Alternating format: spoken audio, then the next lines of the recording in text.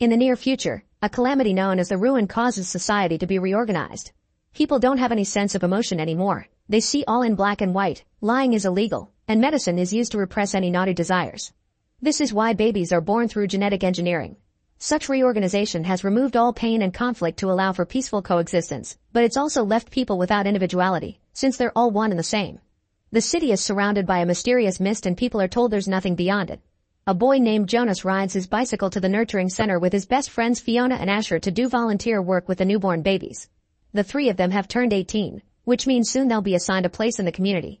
Fiona and Asher are excited about the upcoming ceremony, but Jonas is scared because he feels different and he doesn't know what path to pursue. Nobody knows this, but Jonas can sometimes see color, like the real shade of Fiona's hair.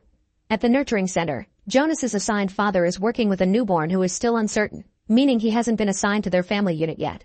The baby suddenly starts crying so Fiona soothes him while Jonas's father says his name, which is Gabriel. Jonas is worried because knowing a newborn's name is illegal, but his father explains that hearing their name calms babies down. After a morning filled with volunteer work, the friends go to the park fountain and jump through the mini waterfall, which has become their little ritual.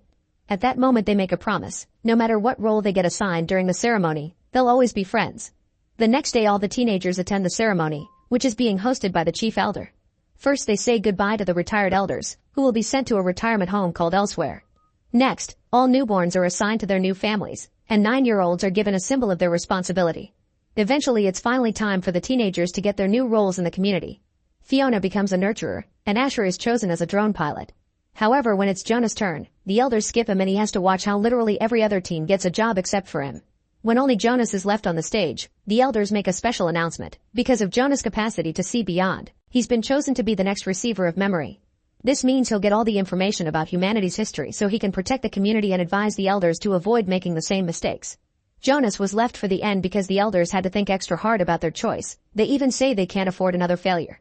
After the ceremony is over, Jonas asks his mother what the elders meant by that, but his mother quickly changes the subject. Then Jonas goes to his room and activates a chip that teaches him more about his new role. He'll have to report to the current receiver for training, and after every training session he must immediately return to his house. All the details of this training must be kept secret. This role gives Jonas the privilege of many legal exceptions. He can ask any question and lie without being seen as rude, and aside from the daily anti-desire injection he mustn't take any medication, especially those that stop pain. The following day, Jonas puts on his new uniform, which makes him look different from everyone. He rides his bike to the edge and enters a lonely house where he meets the current receiver of memory. Since he'll be passing the memories to Jonas to be the new receiver, the old man says he's now the giver. The man explains that Jonas' training will be receiving humanity's history and learning to guide the elders, then makes him sit across from him. Jonas notices a mark on the giver's wrist which matches the one he has. The giver makes him move until they're as close as possible and takes Jonas' hands, causing him to start having visions. He suddenly feels cold and is shocked to see snow, which he never saw before. There's a sled nearby so he tries taking a ride, only to stop when he spots a house with a happy family singing a Christmas song. Before he can learn more, Jonas appears back in the giver's room. Apparently this is all for the first day, but the giver promises that there's much more to the world than people think. In the evening, the mother says there's something a little different about Jonas. At that moment the father comes home with Gabriel because the baby needs help to catch up on his development. Jonas notices Gabriel has the same mark on his wrist and can guess what will be his future. The next day, the giver announces they'll learn more about color. The giver shares that his first color was yellow, and Jonas tells him about the red of Fiona's hair. Then the giver sends Jonas into another memory, and this time he can see lots of wonderful colors in the sky. It seems this is the first time he gets to look at a sunset. When Jonas returns to reality, he's shocked to see colors in the room, although some of them are still a bit muted. It's explained that the elders decided to get rid of colors because it encouraged envy, but as Jonas advances with his training, he'll see more colors and in brighter tones. When Jonas looks out the window, he's surprised to see a wonderful tree among the mist and realizes that they were lied to about there being nothing beyond the mist. The following morning, Fiona finds Jonas laying on the grass and watching his surroundings. He's amazed by all the colors he can see now, but Fiona of course doesn't get it. The teens dare to hold hands only to be interrupted by Asher, who invites them to watch the drones fly. The group moves to the best viewing point and Asher shares that in his new job, he's seen elsewhere. It turns out it's just a few farms with houses, but he also saw 2 huge rocks that formed a triangle. Next, Fiona and Asher ask Jonas about his job, but since he isn't allowed to answer he wants to show them a trick. Not taking him seriously, Asher goes back to his own training, but Fiona follows Jonas' instructions. They grab some trays and sit on them, then they push themselves down from the viewing point into the grass as if they were on sleighs. Both teens laugh as Jonas helps Fiona to her feet, but the community radio reminds them that it's rude to touch people outside their family unit. Meanwhile, the chief elder meets with the giver to discuss Jonas because he was caught almost sharing his training with his friends. However, the giver says that this is inevitable and that he used to do it too when he was young. Angry, the chief elder tells the giver to behave, reminding him of what happened to the last receiver. Sometime later during another training session, the giver hands Jonas a bunch of books for him to read. During the process, a map falls out and Jonas sees it shows their world with a border around it called the boundary of memories. Jonas realizes that if a receiver crosses the boundary, then all the memories of the world would be set free.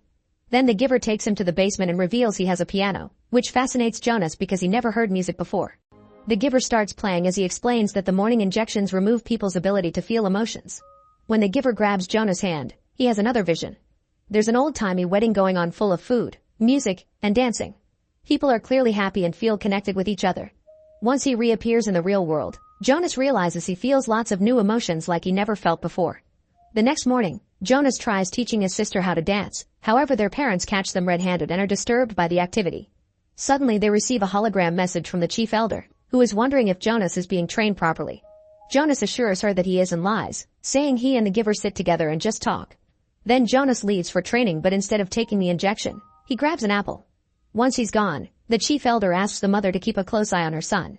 Days pass and the giver continues to show Jonas all kinds of memories from the old world. Jonas gets to see how different people could be and learns about concepts like culture, art, and religion. He also learns about the animals that used to coexist with humans. The giver makes sure to touch every important historical milestone and Jonas slowly understands how the old world was richer and more complex. All this also helps him see better colors in his city. After a few weeks of training, the giver announces Jonas is finally ready to know pain. He grabs Jonas' hand and shares the memory of some poachers killing an elephant, which leaves Jonas crying for the first time when he returns to reality. The giver comforts him but also warns him that it'll get worse.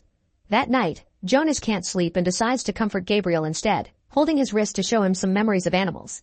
Gabriel sees it all, confirming he'll be a receiver in the future. Afterward, Jonas watches Fiona at the window and as he falls asleep, he sees the two of them kissing. The next day, Jonas tells the giver about this, expressing his confusion because that memory didn't happen. The giver explains that Jonas had his first dream, which is a combination of reality and fantasy. He also points out that Jonas is finally starting to feel love.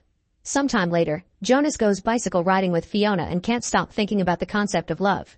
She tries to ask him about his job, but this time he knows not to try anything weird and avoids the questions.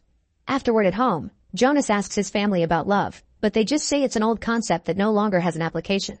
After dinner, Jonas tucks Gabriel in and tells him that he loves him as he shares a few more happy memories. The next day, Jonas arrives at the giver's house only to find him on the floor. He immediately rushes to help him and the giver tries to stop him, but it's too late. A memory puts Jonas in the middle of a battlefield, and next to him there's a man bleeding to death. There is violence, blood, and death all over the place. Jonas then fires his gun, supposedly killing someone. Soon Jonas wakes up and he's horrified by all this pain, grief, and suffering he just experienced. The giver tries to explain Jonas wasn't supposed to see that yet and that this training is precisely done to prevent another war, but Jonas has taken too much and announces he can't do this anymore, so he leaves. Watching him go reminds the giver of the time Rosemary left him too. As Jonas crosses the park, he realizes he can't just go back to his old self because he has all this knowledge that makes him see everything different. Asher notices he's acting weird and tries to check on him, but Jonas ignores him. However, he does react when Fiona approaches him and admits he stopped taking his injections. He also confesses he wants to quit his job. Jonas encourages Fiona to stop taking the injections too and asks her to meet him tomorrow at the fountain. Later, Jonas returns to the giver's house and finds him in the basement watching a memory of Rosemary and his younger self at the piano. The giver explains that Rosemary was his daughter and she was supposed to be the next receiver. However, when he showed her a memory of a mother losing her child, it was too painful and she couldn't take it. The next day, Rosemary told the elders that she quit and she was sent to elsewhere. Jonas thinks that living in elsewhere doesn't sound too bad, so the giver shows him a hologram with the truth. Jonas' father appears handling a pair of baby twins, only to take one into another room and inject the baby on the head. Because the society only accepts there can only be one of the same thing, twins are always separated and one is sent to elsewhere, which is just a metaphorical name for execution. This means the retired people who were sent to elsewhere are dead as well. Jonas is horrified by the baby's death, but his father doesn't appear to understand what's happening. The giver explains that humans don't grasp the concept of death because they've never been introduced to it.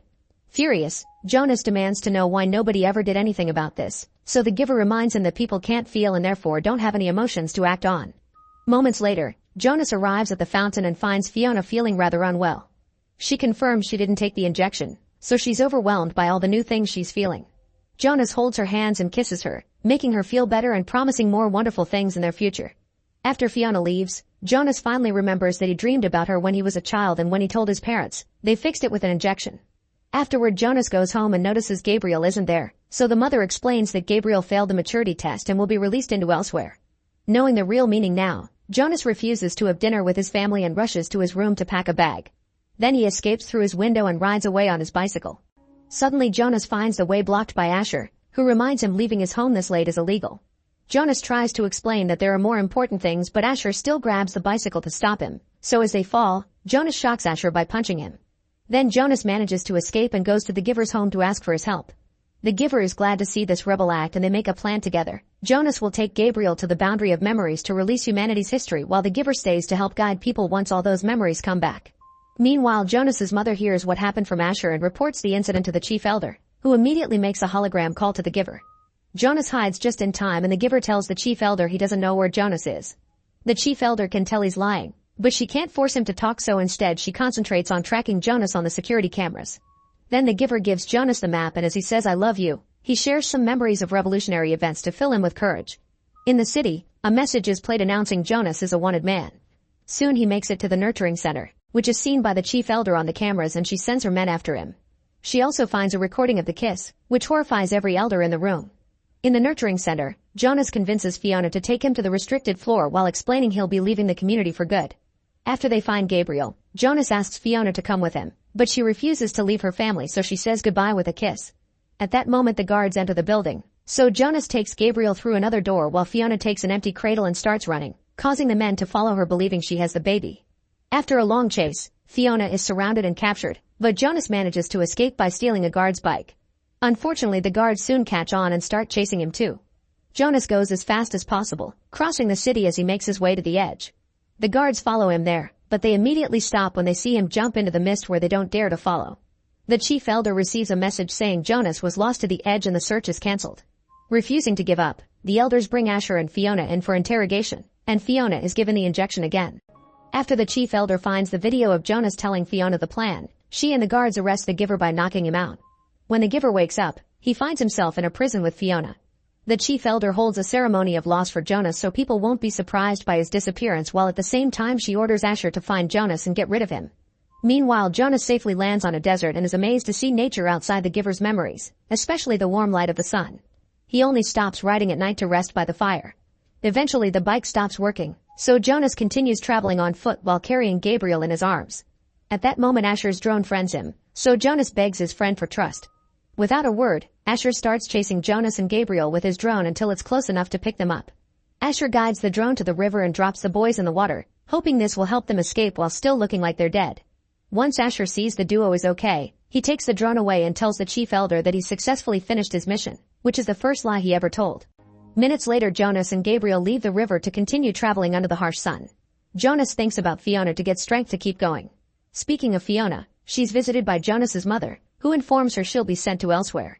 A desperate Fiona starts sharing all the wonderful things Jonas taught him, saying humanity has been robbed. Eventually Jonas and Gabriel leave the desert and make it to the snowy mountains. While dealing with the bitter cold, Jonas takes out the map and starts looking for a tower, but he can't see anything and passes out. Back to Fiona. She's taken to the chamber room where she'll be released, so the giver joins the watching elders and begs them to end this unnecessary drama. However, the chief elder refuses, reminding the giver that love only brings jealousy, hate, and violence because people are weak and selfish. At that moment Jonas wakes up because Gabriel is crying. Buried in the snow, he finds a sled and remembers his first given memory, so he sits on it and the duo quickly slides down the hill. This helps them finally reach the tower that marks the boundary, and as they cross the force field, all of humanity's memories are released just in time to stop his father from giving Fiona the lethal injection. As the city fills with color again, Jonas and Gabriel find the house from the memory and settle down to wait for Fiona. Make sure to subscribe and turn on notifications so you can watch more videos like this. Thanks for watching.